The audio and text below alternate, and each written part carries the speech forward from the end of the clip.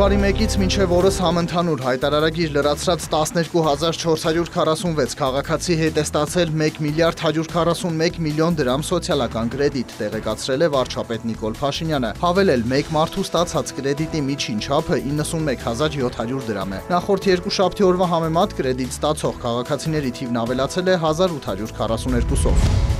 Զեղծարարությունների միջոցով քաղաքացիների անունով վարկեր ձևակերպելու վերաբերյալ Կենտրոնական բանկում խորհրդակցություն է անցկացվել։ Այս պահին գլխավոր դրամատան միջնորդությամբ ժամկետները եւ տոկոսների հաշվարկը սառեցնելու գործընթաց է իրականացվել, քանի դեռ բոլոր հանգամանքները չեն պարզվել ու բացահայտվել։ Կենտրոնական բանկը բանկերի հետ քննարկում է նույնականացման ավելի խիստ գործիքներ կիրառելու հարցը։ Զուգահեռ ուսումնասիրում են բոլոր բանկերի պրոդուկտները եւ եթե պարզվի, որ թերացումը բանկից է, ֆինանսական կառույցը խիստ պատժի է արժանանալու։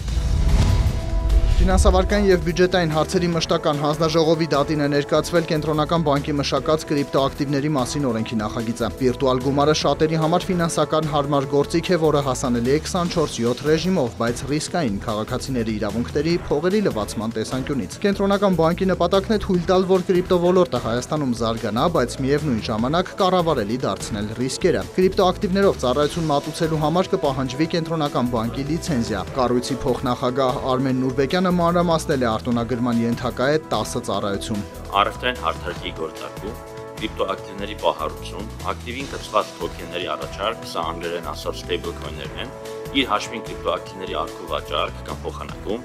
հաճախորդի հաշվին կրիպտոակտիվների առքովաճառք, կրիպտոակտիվներով գործարքների կատարման հանձնարարականների ընդունում եւ հաղորդում, կրիպտոակտիվների տեղաբաշխում, կրիպտոակտիվների փաթեթի կառավարում, կրիպտոակտիվների հետ կապված խորհրդատվություն, կրիպտոակտիվների փոխանցում։ Սահմանվում են կրիպտոակտիվների շուկայի չարաշահումների կանխարգելմանն ուղղված պահանջներ, օրինակ, հաճախորդի միջոցները չեն կարող բռնագանձվել կրիպտոակտիվներով ծառայություն մատուցող անձի պարտքի դիմաց։ Նույն տրամաբանությամբ էլ ծառայություն մատուցողը չի կարող հաճախորդի ակտիվները սեփական կարիքի համար օգտագործել։ Լինելու են նաև վճարումների սահմանափակումներ։ Օրինակ դուք բիտկոյնով չեք կարող վճարում կատարել, բայց եթե օրինակ էլեկտրոնային դրամապանակ է, որի տեխնոլոգիա, տակի տեխնոլոգիան, որը օգտագործում է, ապա կենտրոնացված տեխնոլոգիա, այսինքն փաստացի կրիպտո տեխնոլոգիա է, դրանով կարողանալու եք վճարում անել։ Ինքը փաստացի էլեկտրոնային փող պետք է լինի, որպեսզի կարողանաք վճարում կատարել։ Բայց դուք բիտկոյնով, օրինակ Հայաստանի Հանրապետությունում չեք կարողանալու տուն գնել կամ մեքենա վաճառել, նաև չեք կարող փոխանակել։ Դա եւս օրենքով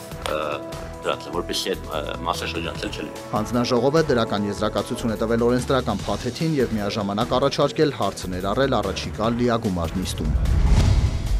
Արմավիրի մարզի Բաղրամյանի տարածաշրջանում այս տարի ոռոգման շրջանն ավելի շուտ կսկսվի։ Ախուրյանի ջրամբարը լցվել է եւ ջրարն ընդառաջել է 11 գյուղերի համար ոռոգման ջուրը նախատեսվածից վաղ բաց թողնելու ջրօգտագործողների ընկերության դիմումին։ Այգեգործը դեռ տեղյակ չէ, որ ոռոգման սեզոնն այս տարի իրենց մոտ 20 օր շուտ է սկսվելու։ Բաղրամյանի տարածաշրջանի 11 գյուղերը սնուցող Ախուրյանի ջրամբարը փոքրինչ վաղ է սկսել ջուր մատակարարել Արմավիրի ամենահյուսիսային շրջանին։ Շենիկ ջրօգտագործողների ընկերության ղեկավարն իմացել է, որ ջրամբարը լցվել թափվում է, պահն օգտագործել է դիմել ջուրն իրենց փոքրին շուտ մատակարարելու խնդրանքով, ջրառընկերությունը չի մերժել։ Հասցրեցինք իմանալով հանդերձ, հասցրեցինք բոլոր աշխատանքները հնարավորինս արագացված ձևով